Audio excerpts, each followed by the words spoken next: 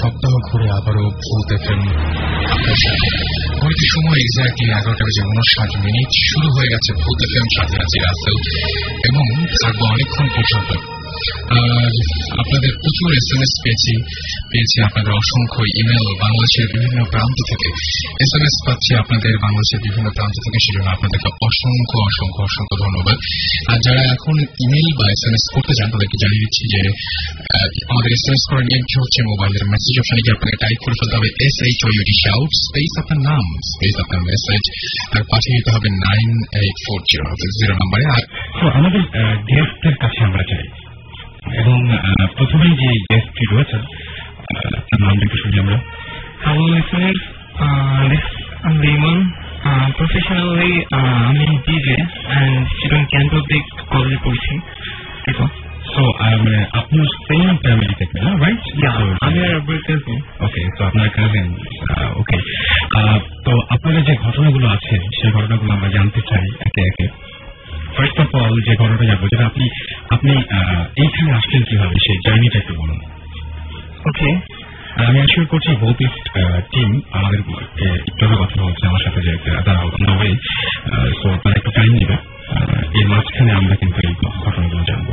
So DJ যেমন ওকে, first of all আমার বাসার লোকেশনটা বলি। আমার বাসার লোকেশনটা হচ্ছে, আমার বাসাটা মানে খুব নির্জন একটা এলাকায়। আমার বাসার পাশে হচ্ছে একটা কবরস্থান এন্ড সামনে দেখলে পাহাড় এন্ড খোলা একটা মাঠ দেখা যায়।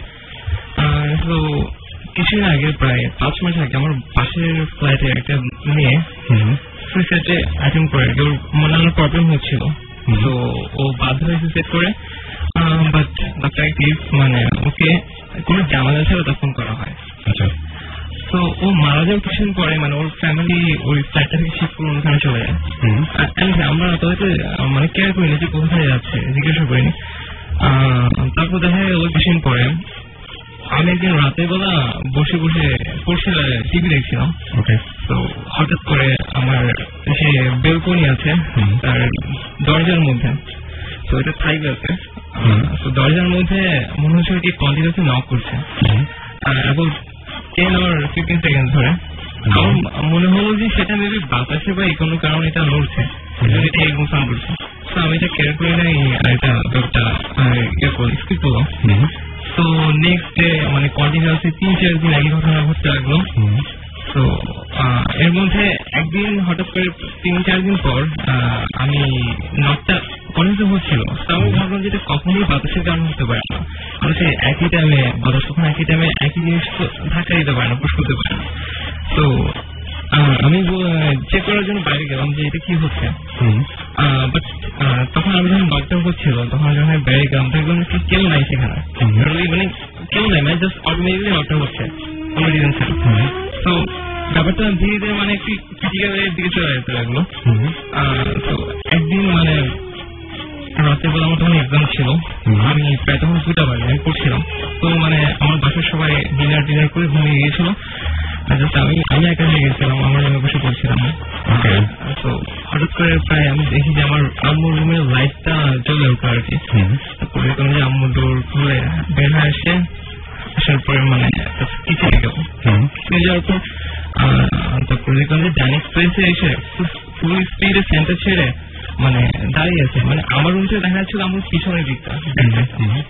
তো আমি মানে শুনতে পারলাম যে আমার চেয়ারটা আনলো, চেয়ারটা দিনে বসলো, কোনো কিছু একটা মনে হচ্ছিল যে টেবিলের উপর থাক থাক থাক থাক করে একটা শব্দ হচ্ছে। তো আমি মনে যে আম্মু এত রাতে কি করছে দেখা উচিত। তারপর আমি দেখলাম যে আম্মুর হাতে একটা নাইফ। তো আর আম্মু সে টেবিলের উপর কন্টিনিউসলি এটাকে টেবিলের মারছে। তো আমি আমাকে বললাম যে এত রাতে তুমি এখানে কি করছো আর হাতে ছুরি নিয়ে কেন? তো আমি বললো যে আমি সুইসাইড করবো। তো আমি তো পুরোপুরি শক। আমি কখনো এরকম করতে পারি না। আর মানে আমরা একটা খুবই হেল্প একটা ফ্যামিলি, তো আমার কখনোই করার প্রশ্ন আসে না। তো আমি আমাকে বললাম কি, তারপর আমার হ্যাঁ আমি সুইসাইড করবো, বাট আমার ভয়েসটা পুরোপুরি চেঞ্জ ছিল। ঠিক যেরকম কখনো সেরকম না। তারপর আমার মনে হচ্ছে পুরো ডিফারেন্ট বলাতে আমি কথা বলছে। তো আমি আমাকে বললাম যে আচ্ছা তুমি একটু ঠান্ডা করে বসো, আচ্ছা দেখা যায় কি করা যায়। তো আমি আবার যে এই সময় হয়তো এরকম হতে পারে যে উনি পজেসড হয়েছিলেন, সেটা তো আপনি বলতে চাচ্ছেন বা কিছু একটা তার ভেতরে ঢুকে গিয়েছিল, এরকম বলতে চাচ্ছেন আপনি। আমরা জানতে চাই আরো বেশি যেটা, সেটা হচ্ছে আপনাদের দুজনের মিলে ওই রুমের মধ্যে, আপনার বাসার রুমের মধ্যে যে ঘটনাটা আছে সেই ঘটনাটা স্পেসিফিক্যালি কি হয়েছিল। আমি আম্মু যখন আমাকে ইয়ে করলো, মানে আমাকে এটা কিছু কি হচ্ছে মানুষে, আম্মু তখন আমাকে অনেক হার্ট অ্যাটাক করলো, মানে আমার গলাতে অনেক খামচানা ছিল, এখন দাগ সেগুলো আছে। তো মানে যখন আমি আব্বারকে এই কাহিনীগুলো বললাম, আমি একটু লিখতে করি। হ্যাঁ, যখন ও আমাকে যখন এক্সাম শেষ, আমি সকালে 10 সকালে ফোন ছিল। হ্যাঁ, সকালে ফোন দিয়ে বললো আব্বার বাজার করবি, কি কারণ আয় ফোন খুলে বলছি এক্সাম শেষ যাওয়া যায়।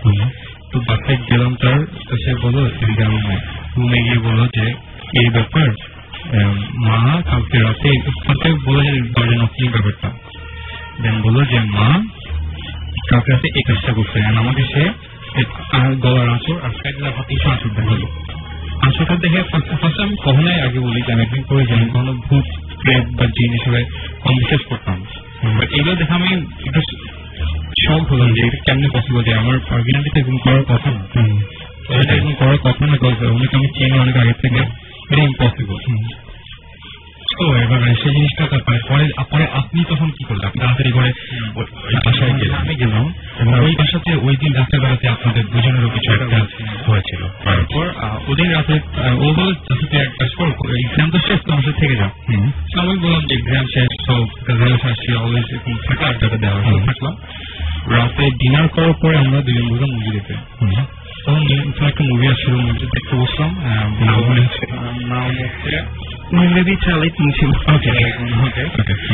মুভি দেখছিলাম, মুভি মাঝখানে আমি ওকে বললাম যে যেমন তুমি পজ করো, আমি জাস্ট ওয়াশরুমে যাবেন, উইদিন 2 minutes আমি ব্যাক। তারপর বললাম যে একটু পজ করো, সে মুভিটা পজ করলো, আমি ওয়াশরুমে গেলাম। ওয়াশরুমে ফ্রেশ হয়ে যখন বের হলাম, তখন আমি আমার লাইফের কি বলবো, আমি হয়তো বলছি ফার্স্ট একটা খুবই স্ক্যারি মোমেন্ট দেখলাম যে ও বসেছিল সোফায়, আমি সোফায় বসে মুভি দেখছিলাম। সোফায় বসে, সোফার পিছনে ছিল বেড, আর ওর বেড ছিল স্প্রিং। আচ্ছা, কেউ যদি বসে তাহলে ওখানে একটা দেবে যায়, মানে স্প্রিংয়ের কোনো কিছু দেবে যায়, রাইট। তো আমি চাপ দিলে ওই শেপটা তৈরি হয়, সোফার যেটা সোফার পিছনে ঢুকে, রাইট। আমি পেরে দিয়ে চোখ পেয়ে আমি পুরো শখ যে একজন মানুষ যদি বালিশে হাত দিয়ে তারপর সেটা শেপ তৈরি হয় না, পুরো শেপটা তৈরি। যেমন আপনাকে দেখেছিলেন? হ্যাঁ, মানে আপনারা যখন ওয়াশরুম থেকে বের হলো তখন তো ওয়াশরুম দরজার সামনে, মানে ঘটনাটা ও কন্টিনিউ করতে পারবে আপনার কাছ থেকে। আচ্ছা, ওকে ফাইন। আমি দাঁড়িয়েছিলাম, আমি একটা কথা উচ্চারণ করার সাহস আমার উঠছিল না। আমার এই অবস্থা দেখে এখন দেখে মনে হচ্ছে, এখনো মনে হচ্ছে বেশ ওই ঘটনাটা মনে পড়ে আছে চোখের সামনে বাঁচলো। আসলো যে বল কি সেকিউর করে, এরপর সে আমাকে দিয়ে তাকে যেগুলো আমার চোখ দেখে বেড়ে দিকে সেও বেড়ে থাকলো, সেও সেম ব্যাপারটা দিচ্ছিল। দেখার পরে সে আমার হাতটা করে পিছনে নিয়ে দৌড়াই গেলাম আমরা পার্লামেন্টের রুমে। রুমে আনতে যদি ডেকে এনে সবাইকে, তারপর তোর ভাই ছিল, ভাইকে ডেকে এনে রুমে আসলাম। রুমে এসে দেখলাম যে কেউ তো নেই, আমাদের যে মুভি স্টার্ট ছিল দেখতেছিলাম আমরা মুভি কন্টিনিউ করে, ওইটা টোটালি সুইচ অফ, টিভিটা অফ হয়ে গেছিল। টিভিটা অফ হয়ে গেছিল, ওকে। এরপর বাট আমি বলি টিভিটা অফ করার কোনো রিজনই নাই, কারণ সে আমার 24 যদি ইলেকট্রিসিটি চলেও যায়, এখানে ইলেকট্রিসিটি যায়নি, আর হচ্ছে 24 এর জানাতে কিন্তু এটা যাওয়ার কোনো পসিবিলিটি নেই, টিভি বন্ধ করার নিজে নিজে কখনোই হয়নি। এবং টিভির সাথে কি আপনাকে ডিভিডি প্লেয়ারে দেখছিলেন নাকি? হ্যাঁ, ডিভিডি প্লেয়ারে দেখছিলাম। দুটোই বন্ধ হয়ে যাচ্ছে। ওকে, তো এটা খুবই খুবই অদ্ভুত টাইপের একটা ব্যাপার। এবং এসে আপনার কি দেখলেন বিষয়টা যেরকম হয়তো কেউ বসে থাকলে যেরকম হয় সেই ব্যাপারটা কি যখন সবাই মিলে আসলেন তখন ছিল?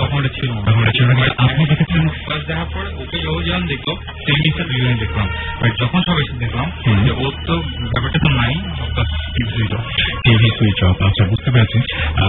আমার যেটা মনে হয় যে আমি জানি না যে লিমন কি দেখেছিলেন, লিমনকে সেম জিনিস ও যেটা বলেছিল আপনি দেখতে পেয়েছিলেন। আচ্ছা, কি দেখতে পেয়েছিল সেটাকে আপনাকে বলেছিল নাকি আপনি আমাকে বলেনি, বাসার সামনে দাঁড়িয়ে ছিল, তো মানে ও কিছু বলতে পারছিল না, পুরো সার্ফেস মনে হচ্ছে শক হয়েছে। তো আমি যখন আমি বললাম কি ব্যাপার, তুই কি প্রবলেম করছিস আমার সাথে, তো আমি ওর কাছে আসলাম, ও মানে কিছু বলতে পারতেছিল না, ওর আই ভিউটা আমি ওর দেখলাম যে ডেড। আমি ভাবছিলাম যে দরজাতে প্রবলেমটা হয় সেখানে মেবি ও কিছু একটা দেখছে, আমি দরজা দিয়ে তাকালাম, বাট সেখানে কোনো কিছু ছিল না। তো মানে যখন ওর চোখটা যখন দেখলাম আমার বেডের দিকে, তো তখন আমি বুঝতে পারলাম যে এরকম কিছুটা আছে। তো আমি যেটা বলবো যে আপনারা ইচ্ছে করলে আপনাদের এরকম ধরনের ঘটনা ইচ্ছে করলে আপনারা গানে চলে যান। ইন দ্য মিন টাইম আমাদের মেইল ইমেল তো কথা, অবশ্যই ইমেলের সঙ্গে একটা জিনিস মনে রাখতে হবে সবসময়, ঠিকানা এবং ফোন নাম্বার দুটো। আর ঢাকার বাইরে যাওয়া যায় তারপরে ইচ্ছা করলে সাউন্ড ফাইল আমাদেরকে যেভাবে এখন পাঠাচ্ছেন আপনারা, এখন খুবই মানে কি বলবো সেই যুগ চলে এসছে, আমরা এখন সাউন্ড ফাইল পাঠিয়ে দিতে পারি ইমেলে। তো সেগুলো তো আমরা অবশ্যই উপকৃত হবো এবং আপনার ঢাকার বাইরে যাবো ওদের কাছ থেকে আমরা অনেক কিছু পাবো। তো আমরা একটা গান শুনে আসি।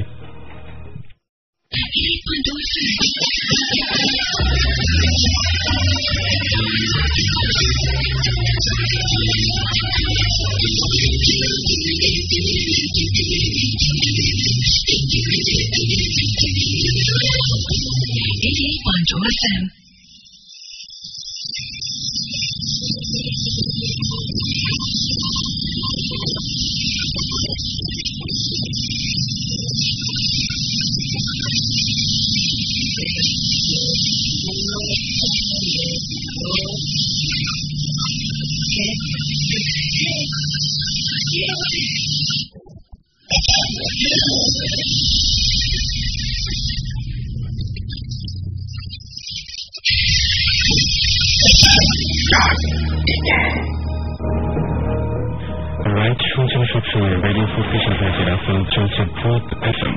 আর ভূত এফএম আরো সবাইকে স্বাগত জানাচ্ছি আরো একবার। এবং আজকে সুন্দর একটা দিন এবং গত 2 দিনের বৃষ্টির কারণে যদিও আমাদের ক্রিকেট ম্যাচটা পরিত্যক্ত হয়েছে আজকে সেই বৃষ্টির কারণে, বাট শীত কিন্তু পড়ে গেছে।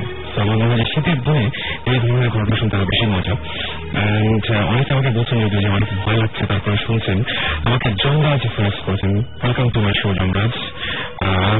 আমাদের পারফেক্ট একজন এসএমএস সেন্টার আর কি, পারফেক্ট একজন রেসপন্স আমাকে এসএমএস করেছেন মিল্লাত সিলেট থেকে। ভাই অনেক ডর লাগছে, আমরা চাই সেটা যে আপনার ডর লাগুক এবং ভয়ের মধ্যে মজা আছে।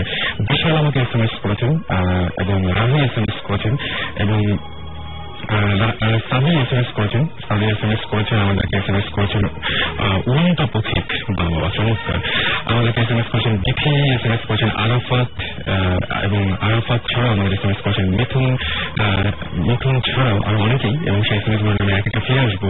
বাট আমাদের আরো একজন গেস্ট রয়েছে, তাদের সাথে আমি একটু পরিচয় করে দিতে চাই এবং সেই গেস্ট তিনি অবশ্য ঢাকায়, বাকি 4 জন এসেছিলেন চট্টগ্রাম থেকে। কি নাম আপনার? হ্যালো ফ্রেন্ডস, আমি অর্পণ, আমি এইচএসসি পরীক্ষা দিচ্ছি, ইনশাআল্লাহ জানুয়ারি থেকে মেইন একাডেমিতে জয়েন করবো। ওকে, তো অর্পণ কি হয়েছিল আপনার জীবনে যে ঘটনাটা সেই ঘটনাটাকে শুনি। অ্যাকচুয়ালি টাইমটা ছিল যখন আমি এসএসসি পরীক্ষা দিই, তারপরে রেজাল্ট লাগ দিয়ে, তো তখন গ্রামে কোনো প্রোগ্রাম ছিল, মেবি কোনো দাদার মৃত্যুবার্ষিকী টাইপের। তো ওটাতে আব্বু আম্মু যারা প্যারেন্টস ছিল, বাসার যারা গার্জেন ছিল, তারা সবাই চলে গেছিল। আমি কোনো এক কারণে পরে যাওয়ার সিদ্ধান্ত নিই। তো সেখানে আমাদের গ্রামে যাওয়ার জন্য পথ অনেকগুলো, বাট ট্রেনে যাওয়াটা অনেক রিজনেবল। ওকে, তো আমার চাচু অলরেডি মানে রেলওয়েতে জব করেন, তো আমি কিন্তু তার কথা বলে আমি ফার্স্ট ক্লাস কম্পার্টমেন্ট অনার্সে উঠতে পারি। তো দেন আমি যখন মানে স্টেশনের দিকে যাই সন্ধ্যা তখন বাজে 7:30, সন্ধ্যা তখন 7:30 বাজে। তো আমি যখন স্টেশনে পৌঁছাই তখন ট্রেন অলরেডি ছাড়া ভাব মানে ছাড়তেছে অলরেডি। আমি জাস্ট রিক্সা থেকে আমি দৌড় দিয়ে ট্রেনে উঠে পড়ি। তো ট্রেনে ওঠার পরে মানে ফার্স্টে যে ফার্স্ট ক্লাস বগি আমার সামনে হচ্ছে আমি সেটাতে ঢুকে পড়ি। তো ভেতরে যে দেখি যে জাস্ট একজন মানুষ আছে, বয়স 24-25 কিছু হবে। তো ওখানে যাওয়ার পরে তো ওই যিনি বসেছিলেন রুমটাতে টোটালি অন্ধকার ছিল, লাইট অফ ছিল। এটা কিন্তু খুব অস্বাভাবিক ব্যাপার, ট্রেনের মধ্যে কিন্তু সবসময় লাইট অফ হয়ে চলে। তো আমি ঠিক তার অপোজিট এটা বসলাম, সাপোজ লাইট নষ্ট হতে পারে, এটা ব্যাপার না। তো বাইরে থেকে আলো আসতেছিল, একটু বেশি রাত করে কিন্তু লাইট অফ করে দেয়, বাট সে সময় অফ ছিল সন্ধ্যা 7:30 যেহেতু। আচ্ছা, তো আমি তার সাথে কথা বলি কিছুক্ষণ, হাই হ্যালো টাইপের, ভাই কেমন আছেন, কি করেন, হ্যান ত্যান এগুলো। তো কিছুক্ষণ পরে আমি একটা সিগারেট ধরাই। সিগারেট ধরানোর পরে ওই ভাই আমাকে বলেন যে আচ্ছা আমার সিগারেটের প্রবলেম আছে, তুমি ফেলে দাও সিগারেটটা। তো আমি জাস্ট হাতটা বাড়িয়ে নিয়ে সিগারেটটা ফেলতেছি। আমি জাস্ট এমনি জিজ্ঞাসা করলাম যে ভাইয়া আপনি কি ভূত আত্মা এগুলো কিছু বিশ্বাস করেন? আমার হাত অলরেডি বাইরে, তখন ট্রেনটা যাচ্ছিল একটা মানে সামনে একটা ব্রিজ ছিল, মানে ব্রিজে যেহেতু যাচ্ছিল বাইরে থেকে যে চালু আসছিল, তো রুমটা হঠাৎ অন্ধকার হয়ে গেছিল। আমি যখন তাকে আস্ক করি তখন আমরা অন্ধকারে ঢুকছি, দেন সে অ্যান্সার দেয় যে না আমি বিশ্বাস করি না। তো জাস্ট 2-3 সেকেন্ডের মধ্যে সে অ্যান্সারটা দিল। যখন আবার আলো আসলো আমি সামনে তাকে দেখি আমার সামনে সে নেই। জাস্ট আমি এত পরিমাণ হইতেছি, আমি টোটাল শক ছিলাম যে কি হলো এটা। আমি যখন ব্যাগটা কাছে করে আপনি যে কোশ্চেনটা করেছিলেন সেই কোশ্চেনটা কোনো কারণ ছাড়াই আপনি কোনো কারণ ছাড়া অ্যাজ ইউজুয়াল সাধারণত যাচ্ছি একটু রাতের বেলা, তো জিজ্ঞেস করছি। তো দেখুন না, আমি জিজ্ঞেস না করার কারণেই যে আপনি মানে কোনো কারণই ছিল না তারপরে জিজ্ঞেস করেছেন, আমার কাছে সবচেয়ে অস্বাভাবিক লেগেছে এই জায়গাটা যে হঠাৎ করে এই প্রসঙ্গটা আপনি তুলবেন কেন, আর হঠাৎ করে এই প্রসঙ্গে আপনি যাবেন না। মেনলি ব্যাপারটা হলো যে আমার এই বিষয়টা অনেক ভালো লাগে। না আমি বুঝলাম যে হঠাৎ করে একটা অপরিচিত লোকের সাথে হঠাৎ করে জিজ্ঞেস করা যে আপনি ভূত বিশ্বাস করেন কিনা। না অলরেডি আমি কিন্তু তার সাথে 20 মিনিট মতো জার্নি করছি, বেশ কিছুক্ষণ কথা হয়েছে, তার সাথে একটু ফ্রি হয়েছিলাম এই টাইপের ব্যাপারে। তো দেন জিজ্ঞাসা করছি এরকম। তো দেন আমি ব্যাগটা কাঁধে করে জাস্ট আমি তখন দরজাটা খুলতে যাই, দেখি দরজাটা লক। আমি এত পরিমাণ ভয় পেয়েছি যে আমি কথা বলতে পারছিলাম না, আমি মানে চিৎকার যে করবো সেটা করার মতো আমার ইয়ে ছিল না। আমি একবারও পিছনে তাকাইনি, আমি মানে প্রচন্ড ভয়ে আমি জাস্ট কাঁপতেছি, আমি তখন জোরে জোরে মানে চেষ্টা করতেছি দরজাটা ধাক্কা দেওয়ার। আমি কিছুক্ষণ ধাক্কি করলাম, ধাক্কি অনেকক্ষণ, প্রায় 5-6 মিনিট আমার লাগে মেবি লংগেস্ট টাইম এটা, যে আমি আমার কাছে মনে হয়েছে। তো দেন কিছুক্ষণ পরে মানে প্রায় 7 মিনিট পরে মানে মানে তিনি এসে দরজাটা খুললেন, খোলার পর দেখে আমি টোটালি ঘেমে লাল হয়ে আমি টোটালি অন্যরকম অবস্থা আমার। সে আমাকে নিজে কোনো বসাই, যে বসানোর পরে দেন তার সাথে কথা হয়তো বলতেছে আপনি রুমে ঢুকলেন কি করে, সে আমার বলতেছে যে আপনি রুমে ঢুকলেন কি করে। আমি বললাম যে দরজা খোলা ছিল, ঢুকে বসছি। দেন আমার চাচা বললাম যে আমি ওনার বাচ্চা। তো দেন বলতেছে যে ঠিক আছে, বাট ওই রুমটা তো লাস্ট 1 উইক ধরে ওটা একটা তালা মারা ছিল এবং আমি সেটা তালা মারছিলাম, আর ওইটাতে একটা লাশ নিয়ে যাওয়া হয়েছিল। তারপর রুমটা মানে রুমটা অলরেডি মানে কিছু সমস্যা ছিল যার কারণে রুমটা লক করা, তো রুমটাতে একটা লাশ নিয়ে যাওয়া হয়েছিল ট্রেনের একটা লাশ থানা দেওয়ার জন্য।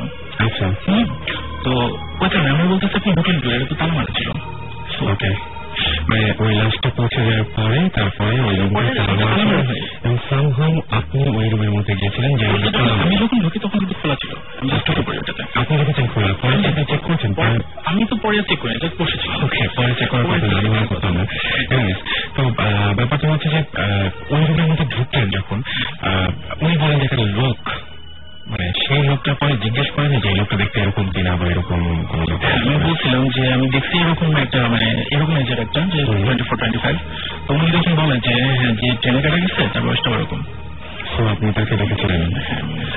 অলরাইট, ব্যাপারটা খুবই ভয়ঙ্কর এবং যখন আপনি যে এক্সপিরিয়েন্স করেছেন তখন আপনি বুঝতে পারছেন, স্টিল আপনি কাঁপছেন, বুঝতে পারছি সেটা, এবং আমি সেটা বুঝতেই পারছি। বাট আপনাকে একটা কথা বলবো, সেটা হচ্ছে আপনার শ্বাসের শব্দ শুনতে পাচ্ছি। সিগারেট খুবই ক্ষতিকর স্বাস্থ্যের জন্য, সিগারেট খাওয়াটা লিভ করতে হবে আপনাকে এবং পুরোপুরি ছেড়ে দিতে হবে। ওকে ওকে, তো আপনি সবার সামনে প্রমিস করলেন, রাইট?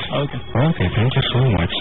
যাই হোক, আমাদেরকে এছাড়া SMS করেছেন, আমাদেরকে SMS করেছেন ইমু এবং বলছেন ভাই আপনি ফার্স্ট টাইম যে সংটা ওই সংটা সবাই জানতেছেন। সালমান লিখেছেন, সালমান খান, অলরাইট, সালমান খান ফ্রম গুলশান। সালমান খান বলেছেন যে আমি কেমন আছি, সবসময় ভালো থাকি, সবসময় ভালো বলি, এবং তিনি বলেছেন যে বহুত একটা ভালো লাগে, বাট এই ভূত এফএম শোনার পর থেকে তার যেটা হচ্ছে যে অনেক ব্যাড ড্রিম দেখছেন। আমার যেটা মনে হয় যে ভূত এফএম শোনার পরে ব্যাড ড্রিম দেখার কোনো কারণ নেই, আর একটু সাহস সঞ্চয় করুন এবং যেগুলো শুনবেন সেগুলো তখনই ভুলে যান, এটা মাথায় রাখার কোনো দরকার নেই, তাহলে দেখবেন যে ঠিক হয়ে গেছে সবকিছু। আচ্ছা, আমাকে কেউ একজন আছে সজল লিখেছে যে how are you, I am fine thank you, and তিনি লিখেছেন যে তার একটা স্টোরি রয়েছে। ওকে, ট্রাই করবো কল করার। রিফাত লিখেছেন নারায়ণগঞ্জ থেকে যে hey guys how are you, আমরা সবাই ভালো আছি, খুব ভালো সময় কাটাচ্ছি আমরা। তিনি লিখেছেন যে আমাদের শোটা তুমি অনেক পছন্দ করেন, একই কথা বলছেন Nazia, thank you so much. এবং আপনারা এখন SMS পাঠাননি বা SMS পাঠানোর কথা চিন্তা ভাবনা করছেন তাদেরকে বলি সাউথ লিখে স্পেস দিয়ে আপনার নাম লিখে স্পেস দিয়ে আপনার মেসেজ লিখে পাঠিয়ে দেন 9840 নাম্বারে। আমরা আবারও লিমনের কাছ থেকে একটা ঘটনা শুনবো। লিমন একটা ঘটনা ছিল, সে ঘটনা আমরা শুনতে চাই। আর ইন দ্য মিন টাইম আমরা বলি আমাদের SMS করেছেন মুন্না, SMS করেছেন কাঠমান্ডু। আচ্ছা, আমরা একটা মজার ব্যাপার যে আমি বিভিন্ন জায়গা থেকে ইন্টারনেটের মাধ্যমে আপনারা আমাদের শোটা শুনতে পারেন, সেটা হচ্ছে www.radio40.fm, এবং আমাদেরকে কিন্তু বিভিন্ন জায়গা থেকে অনেকেই ইমেইল করছেন এবং অনেকে ইমেইল করে আমাদেরকে শুভেচ্ছা জানাচ্ছেন। থ্যাংক ইউ যারা এত কষ্ট করে এত থেকে শুনছেন। সো যেমন মানে ঘটনাটা হচ্ছে এরকম, মানে ঘটনাটা আব্বু আমাকে বলছে আর কি, খুবই রিসেন্টলি ঘটনা, এটা প্রায় 10-12 দিন হচ্ছে। আব্বু রিসেন্টলি হসপিটাল আসছে, তো মানে হসপিটাল আগে আব্বু এখন মদিনাতে গিয়েছিল। প্রথম মদিনাতে ছিল তখন মানে তাহাজ্জুদে নামাজ পড়ার জন্য পাশে একটা মসজিদ ছিল আল ফাইট, তো সেখানে মানে তাহাজ্জুদে নামাজ পড়ার জন্য এখানে যেত আর কি। তো একদিন মানে আব্বু 3:30 থেকে উঠে মানে নামাজ পড়ার জন্য ওই মসজিদটাতে গেল। যার পরে মসজিদের মানে লোকজন অনেক কম ছিল অনেকদিন থেকে, আর তাহাজ্জুদে নামাজে তো মানে একটু কম লোকে আসে পড়ার জন্য। তো আপনি যখন ওজুখানায় গেল মানে তখন সেখানে হাতে গোনা 3-4 জন ছিল, খুব বেশি জন ছিল না, কারণ একটা লোকাল একটা মসজিদ ছিল সেখানে মদিনায়। সব যখন অজু করছে তখন ইন দ্য মিন টাইম মানে আমার পাশে একটু দূরে একটা লোককে দেখলো, সে অজু করতে আসছে। মানে আব্বু যখন অজু করা শেষ, আব্বু যখন যাবে বের হবে অজুখানা থেকে, তখন মানে আব্বু ওই লোকটাকে খেয়াল করলো, মানে একটু অড মনে হচ্ছিল আর কি, সামথিং ডিফারেন্ট। সো মানে যারা আমরা জানি যে অজু করার সময় যদি ফুল কোন স্লিপের কোন জামা পরে থাকে তাহলে সেটা টেনে উপরে দিয়ে তুলতে হয় হাতটা উঁচু করার জন্য, হাতে পানি লাগানোর জন্য। বাট যে লোকটা এখানে ছিল ওর মানে হাতটা জাস্ট নিচে থেকে বেড়ে যাচ্ছিল, ইনক্রিজ হচ্ছিল, মানে হচ্ছে হাতটা লোকটা না তুলে মানে পাঞ্জাবিটা না গুটিয়ে হাতটা পাঞ্জাবির থেকে বেরিয়ে আসছিল। হ্যাঁ সেটাই। তো মানে যখন অজু করা শেষ হলো তখন আবার অটোমেটিক্যালি সেম পজিশনে চলে আসলো। এটা অজু করার আগে পাঞ্জাবিটা তুলতে হলো বরং হাতটাই বেরিয়ে আসলো, এবং তারপরে যখন দেখা গেল যে মানে অজু করা শেষ হয়ে গেল তখন আমার হাতটা ওকে। তো দেন আব্বু কি করলো, মানে ভাবলো যে এটা মেবি ভালো কিছু একটা হবে, কারণ অজু করতে আমরা আসছো না, নামাজ পড়তে আসছে অজু করার জন্য। তো আব্বু কিছু বলে নাই। আব্বু কি বললো পরের দিন মানে আব্বুর মদিনাতে থাকে একটা লোকাল ফ্রেন্ডকে বললো যে আমি গতকাল রাতে তার জন্য নামাজ পড়তে গিয়েছিলাম, তো সেইখানে মানে এই ঘটনাটা হলো, দেখলাম এটা হয়েছে, মানে আমার পাশে অজু করছিল এরকম ঘটনা, এই ঘটনাটা শেয়ার করলো আর কি। তো তখন ওই আব্বুর আঙ্কেলটা বললো যে তুমি কি এটা এই মসজিদে দেখছো? আচ্ছা, উনি আগে থেকে বলছেন যে অমুক মসজিদে তুমি দেখেছো? আব্বু বলে যে হ্যাঁ, হ্যাঁ সেখানে এটা মাঝে মাঝে দেখা যায়, প্রায় অনেক যদি দেখে বলে, বাট ওরা কোনো মানুষের কোনো ক্ষতি করে না। আচ্ছা, কিন্তু আঙ্কেলের নিশ্চয় তারপরে ওখান থেকে ফিরে এসছেন এবং কোনো প্রবলেম হয়নি। ওকে, ফাইন। সো দারুণ সব ঘটনা জানলাম আপনাদের কাছ থেকে, এবং আরো একবার চিটাগাং থেকে এত কষ্ট করে ঢাকায় আজকে শোতে বেশ কিছু চমক আছে, যেমন চিটাগাং থেকে আমাদের গেস্ট হয়েছে, এবং আমরা একটা ফাইল শোনাবো, সেই ফাইলটা রহস্য আপনাদেরকে জানাবো। And thank you Limon, thank you Abrar, এবং অসংখ্য ধন্যবাদ। মানে আপনাদেরকে পেয়ে অনেক বিষয় করে ভালো লাগছে, এবং আমি আজকে এই মুহূর্তে আরো একটা ছোট্ট ব্রেক নেব, এবং এই ব্রেকে যে গানটা আমি শোনাবো সেই গানটা ডেডিকেট করছি আপনার নানুকে। অ্যান্ড থ্যাংক ইউ এবং সবসময় ভালো থাকবেন, সুস্থ থাকবেন, সুন্দরবাসী কাছে করবো। সবাই দোয়া করবেন আমাদের পরিবারের জন্য। রাইট, আমার জন্য দোয়া করবেন, আমাদের সবার জন্য দোয়া করবেন। রাইট, অ্যান্ড যেটা বলবো সেটা হচ্ছে লিমন এবং আবরার চলে যাচ্ছেন, কিন্তু আমরা আছি আপনার সাথে এবং আরো গেস্ট রয়েছেন, মানে আরো একজন গেস্ট আমার সাথে রয়েছেন, যার কথা আমরা শুনছি আর এখন শুনাইনি, সেগুলো আমরা শুনবো এবং আরো কিছু ঘটনা নিয়ে আপনার কাছে ফিরে আসছি একটু পরে। আপাতত বিজয়ের মাসে এবং যেহেতু বীরশ্রেষ্ঠ রুহুল আমিন তার মানে যাকে তিনি নানা বলে রাখেন, সে আবরার এখানে উপস্থিত আছেন এবং সেই বীরশ্রেষ্ঠ রুহুল আমিনকে ডেডিকেট করে আরব বাচ্চু বাংলাদেশ কিন্তু প্লে করছি। So stay tuned two radio 4 ফিরে আসছি একটু পরে। And send me message into SHOUT shout space আপনার নাম স্পেস আপনার মেসেজ পাঠিয়ে 984 নাম্বারে। ফিরে আসছি রাইট আফটার দিস সং।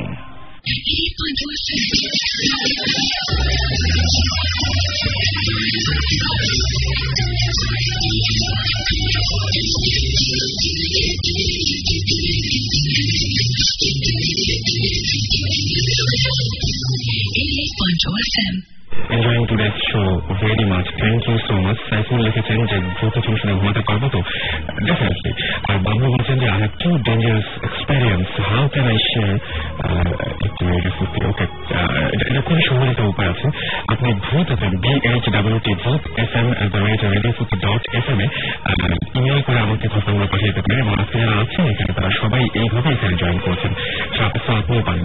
এটাই বলছিলাম আর কি যে ভূত FM ইচ্ছে করে আপনারা ইমেল করতে পারেন এবং সব স্পেস দিয়ে আপনার নাম লিখে স্পেস দিয়ে আপনার মেসেজ লিখে পাঠিয়ে দিতে পারেন 984 নাম্বারে। আর এই মুহূর্তে যেটা বলবো যে এরকম ইমেল করে একটা তো শুধু গল্প লিখে নেই, ঘটনা তো জানেননি, তাছাড়া বড় একটা উপকার করেছেন আমাদেরকে, তিনি সরাসরি আমাদেরকে তার যে ঘটনাটা আছে সেই ঘটনাটা রেকর্ড করে দিয়েছেন। তো যদি আপনাদের এই টেকনোলজির সাথে পরিচিত থাকেন এবং আপনি পারেন যে পিসিতে রেকর্ড করবে আমাদেরকে পাঠাতে, তাহলে আরো ভালো।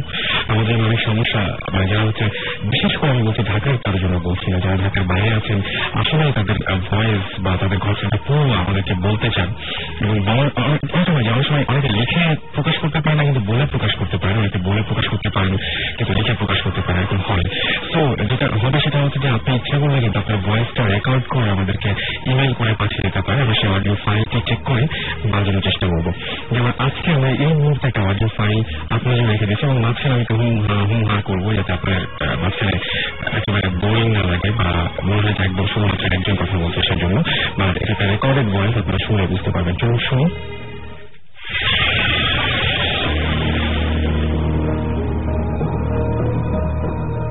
আমার নাম সৈয়দ হাসিবুর রশিদ, আমি কম্পিউটার ইঞ্জিনিয়ার, একটা সফটওয়্যার ফার্মে জব করছি।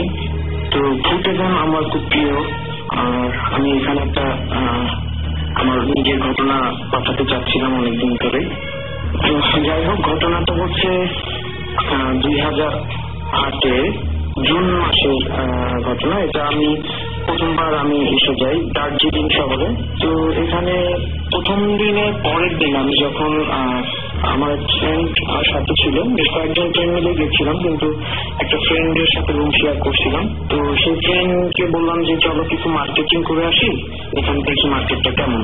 ও যেতে কোনোভাবে রাজি হলো না, শেষ পর্যন্ত আমি গেলাম। এটা ছিল বেশ খানিকটা দূরে দার্জিলিং শহরেই। তো আমি যখন গেলাম, ওটা ছিল, ওই মার্কেটটার নাম ছিল হচ্ছে বিগ বাজার, বেশ নাম করা এবং খুব বড়সড় মাল্টি সুপার শপ আর কি, ওর মধ্যে অনেকগুলো আছে। তো যাই হোক, আমি ওখানে বাজার মানে ওখান থেকে আমি বিভিন্ন রকম মার্কেটিং করে যখন ফিরছিলাম, হাঁটতে হাঁটতে আসতেছি। ওখানে তো এমনিতে কোনো রিক্সা চলে না, আর যাওয়া চলে তার মধ্যে হচ্ছে যে জিপ গাড়িগুলো, কিন্তু ছোট ডিস্টেন্সে ওরা যেতেও চায় না। ইভেন টেম্পু বা অন্যান্য কোনো যানবাহন নাই, মানে ম্যাক্সিমাম লোকজনই হেঁটে চলাফেরা করে ওই শহরটাতে। তো আমি ফিরছিলাম যখন, বেশ কিছু জিনিস কিনে নিয়ে, তো মানে বেশ আলো আধার মতো আর কি, রোডেও কিছু কিছু জায়গায় আলো আছে, কিছু জায়গায় নাই। এরকম হাঁটতে হাঁটতে কিছু দূর গিয়ে আমি দেখতে পেলাম যে আমার পিছনের যারা লোক, মানে কিছু কিছু লোক আমার ক্রস করে একটা জায়গায় যে কেমন যেন দৌড় দিচ্ছে। হ্যাঁ, আমার পিছন থেকে দুজন লোক মানে গেল, কিন্তু একসাথে না, পরপর যাচ্ছে আর কিছু দূর গিয়ে। আমার হাঁটার গতিটা ছিল খুব ধীর, এই জন্য আসলে আমি অতটা গুরুত্ব দিই নাই, মনে করছি যে এরা মনে হয় কোনো জরুরি ব্যাপার, এই জন্য বোধহয় দৌড় দিচ্ছে। এই মানে যেখান থেকে দৌড়টা শুরু করতেছে ওই দিকটা খুবই ডার্ক, মানে কিছু দেখা যাচ্ছে না ঠিক মতো দূর থেকে। তো আমি যেহেতু আমার দুই হাতে অনেক জিনিসপত্র, আমি মানে খুব ধীরে সুস্থে যাচ্ছি আর কি।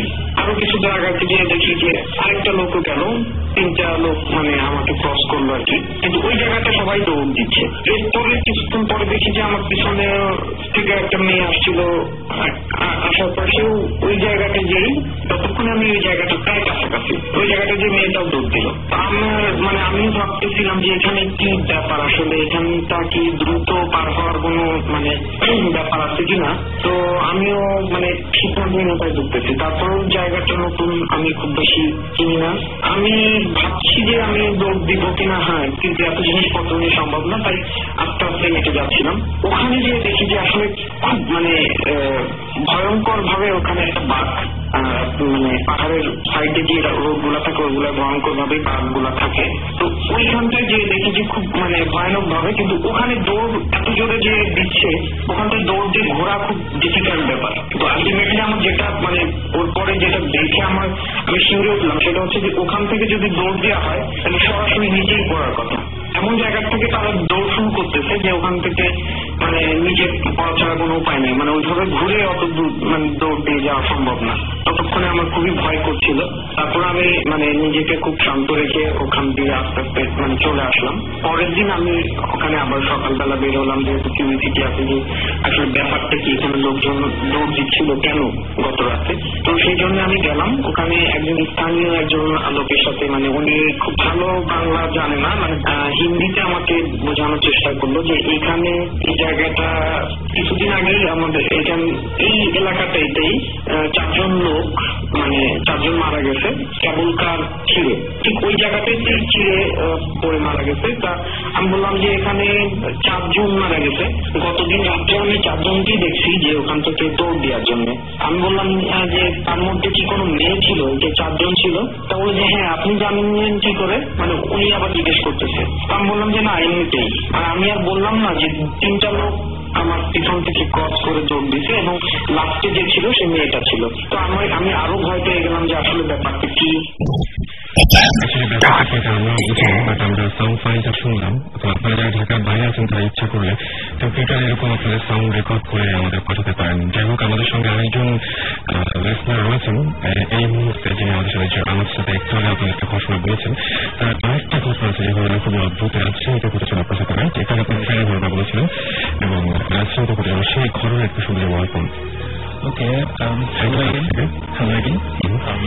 রাজশাহীতে আমি আর আমার ফ্রেন্ড মানে যখন আমি কলেজে ছিলাম তখন গেছিলাম ঘুরতে।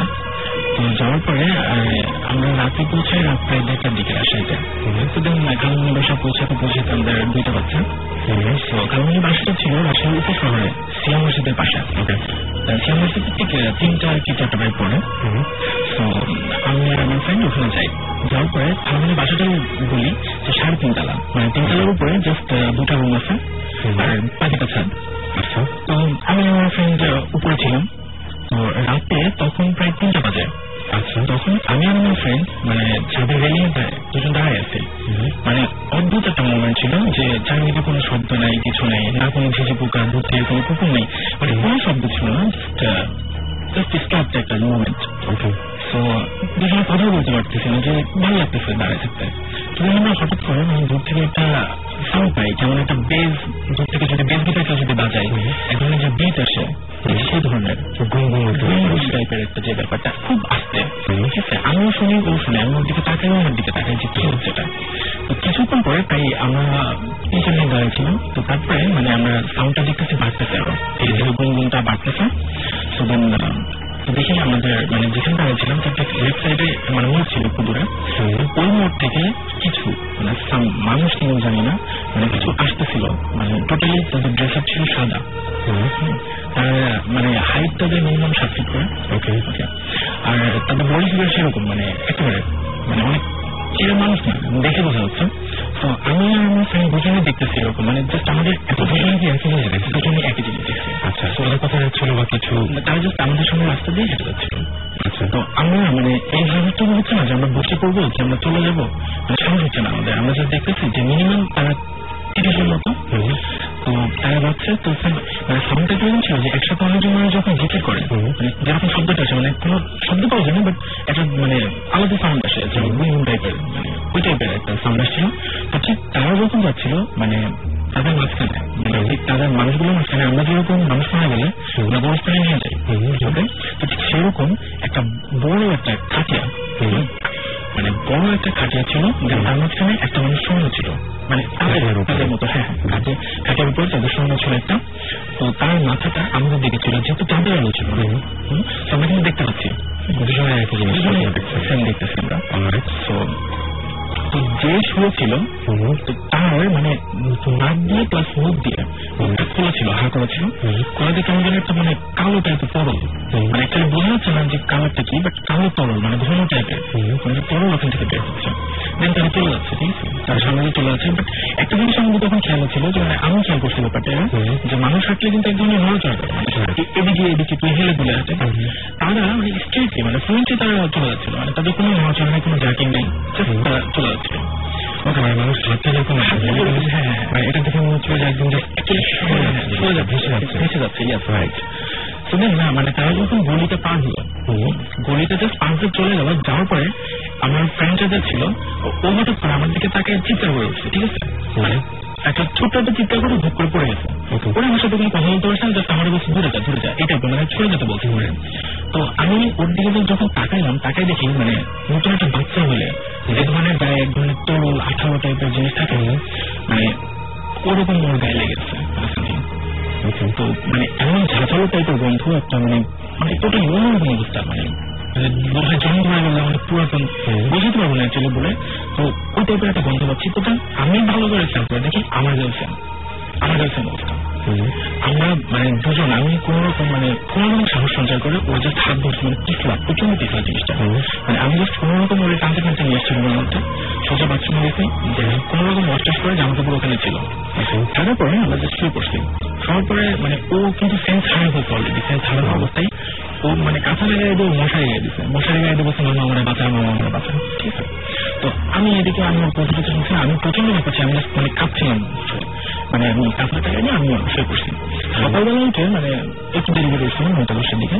তো আমি তো আমি বলি যে কালকে রাতে যা দেখছি তোর কেমন লাগছে হ্যাঁ আমার তো ভালো লাগতেছে আমি চলে যাবো। তো বলতেছে কালকে রাতে কি দেখছি আমি কি দেখছি শুনে তো কিছু মানে কালকে রাতে দেখলাম না কি হয়েছে যাচ্ছে এরকম। তো বলতে কই না তো আমার কিছু মনে নেই, আমি আমার মনে হয়েছে ওরা তোর মারি কেন বলতেছে এরকম ও কেন বলতেছে আমি নিজে মনে আছে আমি নিজে দেখছি এরকম। দেন আমি ওই অবস্থায় মানে টানতে টানতে নিয়ে গেছে বাথরুমে নিজে দেখেছে দেখে কাপড় চোপড় গুলো তুমি নোংরা করলো কিভাবে আছে। আচ্ছা তোমার কাছে স্বপ্ন না আমি মানে জাস্ট ও দেখে ও মানে থামবেন মানে ও জাস্ট মানে বাথরুমে দেওয়ালের সাথে আটকে গেছে মানে টোটালি হাতে তাকে গেছে আমার দিকে কি হচ্ছে আমার কাপড় চোপড় এগুলো লাগলো কি করে মানে রাতের সেগুলো তুলে ওখানে রেখে দিচ্ছে আমরা।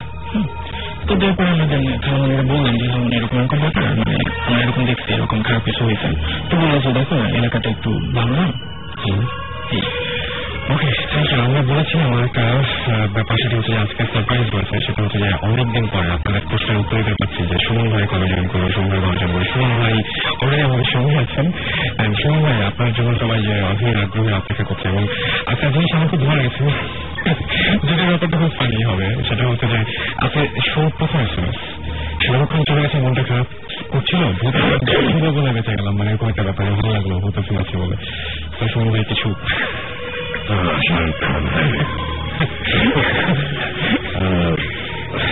আমি তখন উত্তরে থাকি আসার সময় অনেকক্ষণ দাঁড়িয়ে থাকতে হয়েছে গাড়ি নিয়ে আর্মি স্টেশনের সামনে আচ্ছা শাহরুখ খানের জন্য। আজকে গতকালকে আমাকে একজন বলছিল শোন ভাই আমাদের দেশে এখন এই বছর 3 তারিখ এবং কিসের বললো যে এই বছর তারিখগুলো আছে ঈদুল শাহরুখ এবং এটার ব্যাপারটা হলে কালকে আসলে কি তাছাড়া এখন বাঙালির ঘরে ঘরে আনন্দ ঘরে ঘরে একদম আনন্দ সব কিছু। একজন ভালো অ্যাক্টর খুব নাম করেছে এসেছে এবং একটা জিনিস ভালো লাগে না কোটি কোটি টাকা নিয়ে বাংলাদেশ পেছনে যাচ্ছে সোশ্যাল মিডিয়াতে আমরা সব করতে গেলে টাকার কিছু দেখি না আর কি। আমরা যখন জানি যে গত মানে কি বলবো ফ্রাইডেতে লাস্ট ফ্রাইডেতে আমরা যখন দেখছিলাম যে বাংলার যে শোটা হয়েছিল সেখানে কিন্তু প্রচুর মানুষ ছিল সেখানে প্রচুর মানুষ ছিল এবং আমার একটা ফ্রেন্ড বলেছে প্রায় 2.5 ঘন্টার মতো সে ওই জায়গায় মানে বসেছিল যে যেটা পাশে এত মানুষ এবং ভালো লাগে জিনিসটা দেখতে যে এরকম প্রচুর মানুষ ছিল। যেমন সুমন ভাই আপনি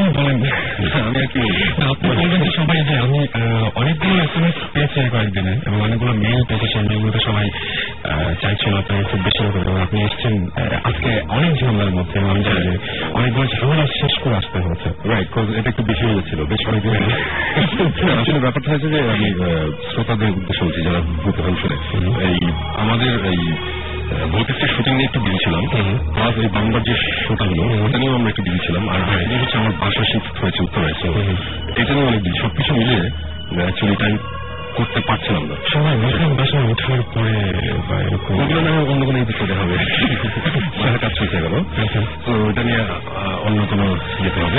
এনিওয়েজ, আমি অ্যাকচুয়ালি সেখানে আগে এসেছি, তো আমি এর আগে ঘটনা আমি শুনতে পারিনি, একটু আগে আমি শুনছিলাম। একটা জিনিস খুব ইন্টারেস্টিং লাগলো, সেটা হচ্ছে যে এর আগে আমি একবার একটা ঘটনা বলছিলাম যে আমার দাদা রাত্রেবেলা গ্রামের বাড়ি দেখতে আসছিল, গ্রামের বাড়িতে, তখন হঠাৎ করে উনি দেখে যে একটা সাইকেল চালিয়ে আসছিল, দেখে যে একটা লোক দাঁড়িয়ে আছে এবং very similar to the story, সাদা কাপড় পরা, একজন বেশ লম্বা চোরা, এবং বিড় করে কিছু বলছে এবং কথা বোঝা যাচ্ছে না। আচ্ছা, তো এটা বলে আমি কয়েকটি এপিসোড আগে বলেছিলাম, আমার ঠিক মনে নেই বলেছিলাম, আমি আবার রিপিট করি।